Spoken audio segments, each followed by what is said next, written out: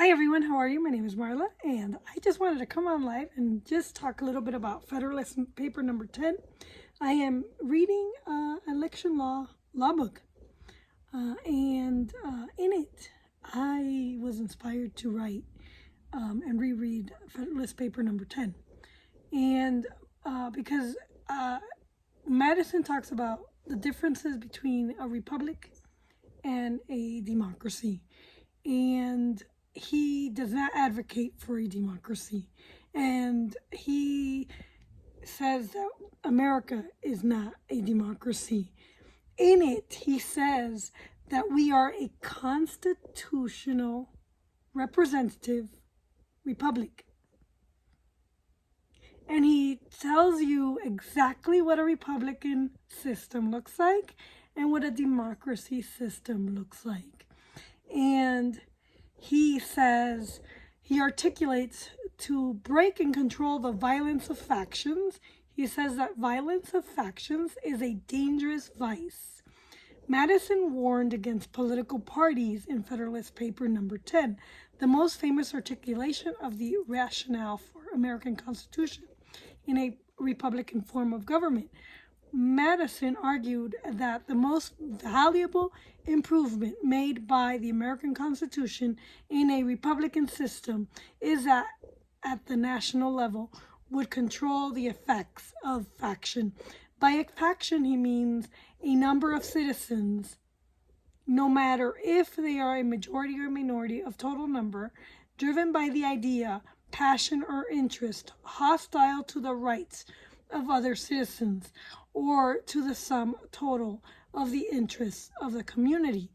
Today, we can see how the public good is disregarded in the conflict of rival parties, and measures are too often decided by the superior force of an interested and overbearing majority. And that majority is often the Democrat Party. Today, we see his argument in full force. Madison provides a fix for curing the evil of factions. He said, number one, get rid of the cause. And number two, or control the effects. He said these are not easy to do, for he then says there are two methods of removing the cause of factions: by destroying the freedom that is needed for its prevalence, and the other is by giving to every citizen the same opinion, the same passions, and the same interests. Liberty is to faction what air is to fire. It's a mistake to abolish liberty, which is the necessary condition of political life. We see this destruction of liberty when we're online sharing our ideas and opinions and being censured, because it supports faction. Then it would eliminate air, which is a necessary condition for animal life, because it transmits to fire the destructive agency. Then Madison argues that the second cure is as unworkable as the first, and would be unwise too. The first purpose of government is to protect the diversity of thought a person has, from which the rights of property originate. So bear in mind that Madison,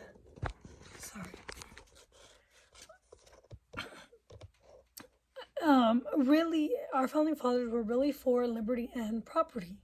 And he says that the inert causes of faction are thus sprinkled into the nature of a person.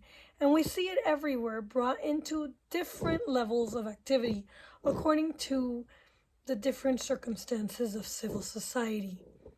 A zeal for different opinions concerning religion, government, and many other points, as well of speculation as of practice, an attachment to different leaders ambitiously competing for excellence and power, or to other categories of persons whose wealth captures the interests of the others, has divided human beings into parties, angering them with mutual hatred, and delivered them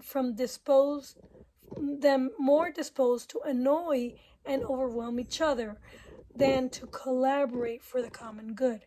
This tendency of humans is so strong that it is way too easy for persons to fall into mutual antipathy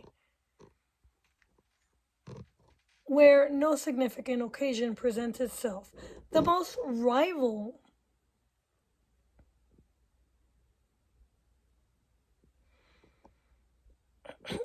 most trivial and wacky distinction have been enough to ignite an unfriendly desire and provoke the most violent of conflicts. However, the most lasting source of faction has been the many and unequal allocations of property. People who own property form different interests in society who don't own property. The main task of modern legislation is to regulate these varying interests, and it involves the spirit of the party and coalition in the necessary and ordinary operation of government. Madison argued that no person is allowed to be judged in his own cause because their interests would be biased. Their interests would bias their judgment and not improbably corrupt their integrity. With equal, indeed, with greater reason, a group of people are not fit to both judge and parties at the same time. Legislators are advocates and parties to the cause which they deliberate. So in other words, he's saying that you cannot judge and you cannot be a party at the same time. Justices must hold a balance between these interests, yet the parties are and must be themselves the judge, and the party in the majority, or in other words, the most powerful factions, must be expected to win. When it comes to apportionment of taxes on the various descriptions of property, the requirement of objectivity is needed, yet there is no legislative act that renders greater opportunity and temptation to trample on the rules of justice. Every dollar with which they overburden the inferior minority is a dollar saved to their own pockets. It's irrelevant to say that the enlightened statesman will be able to adjust these clashing interests and render it subordinate to the public good. The enlightened statesman will not always be in the position of control. The inference to be made is that the cause of faction cannot be removed, and that the only remedy to controlling faction is to control the effects. The faction consists of less than a majority. If the faction consists less than a majority, then relief can be satisfied by a Republican principle, which enables the majority to defeat the sinister views by regular vote. It may clog the administration, it may agitate society, but it will not be able to execute and mask the violence under the form of the Constitution. When there is a majority included in the faction, the form of popular government, on the other hand, it will empower it to sacrifice to its ruling passions or interests both the public good and the rights of the other citizens. Then Madison leads the discussion to secure the public good and private rights against the dangers of such faction. It is the greatest wish this form of government can be rescued from the scandal. Is the object of this desire achievable? Only one of two ways. Either one prevents the existence of the same passion or interest in the majority at the same time, or the majority having concurrent passions of interest, must be rendered by their numbers and local situations unable to concert and carry into effect the rules of oppression. If the incentive and the opportunity be allowed to correspond, we well know that neither moral nor religious motives can be relied on as an adequate control. From this view of the subject of factions, one can conclude that a pure democracy, by which Madison means a society consisting of a small number of citizens who assemble and administer the government in person, can admit no cure for the evils of faction. Madison believes that such democracies make a spectacle of turbulence, and contentions are short-lived and die a violent death. He is saying that democracy is not a very good form of government, and that in a republic, a government in which the design of representation takes place opens a different perspective and promises the cures for which we seek.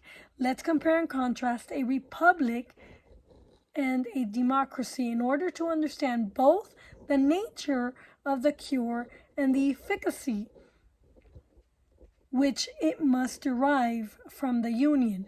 The two main differences between a democracy and a republic are, first, the delegation of the government in the latter to a small number of citizens elected by the rest. Secondly, the greater number of citizens and the greater sphere of country over which the latter may extend. Differences. Number one is to refine and enlarge the public view by passing them through the medium of a chosen body of citizens whose wisdom may best discern the true interests of their country, and whose patriotism and love of justice will be least likely to sacrifice it to temporary or partial considerations.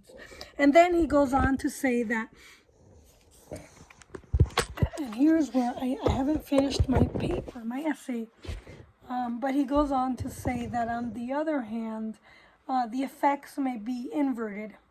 Men of factious tempers, of local prejudice, or of sinister design may by intrigue, by corruption, or by other means first or obtain the suffrage and then betray the interests of the people. So, in the first place, it is to be remarked that however small a republic may be, the representatives must be raised to a certain number in order to guard against the cabals of a few, and that however large it may be, they must be limited to a certain number in order to guard against the confusion of the multitude. Like in America, we have a large republic with sovereign nation states. Hence, the number of representatives in the two cases not being in proportion to that of the two constituents, and being proportionally greater in the small republic, it follows that if the proportion of fit characters be not less in the large than in the small republic, the former will present a greater option and consequently a greater probability of a fit choice. In the next place, as each representative will be chosen by a greater number of citizens in the large than in the small republic, it will be more difficult for an unworthy candidate. I'm a worthy candidate. My opponent was unworthy. To practice with success the vicious acts by which elections are too often carried. And the suffrage of the people, being more free, will be more likely to center in men who possess the most attractive merits and the most diffusive and established characters.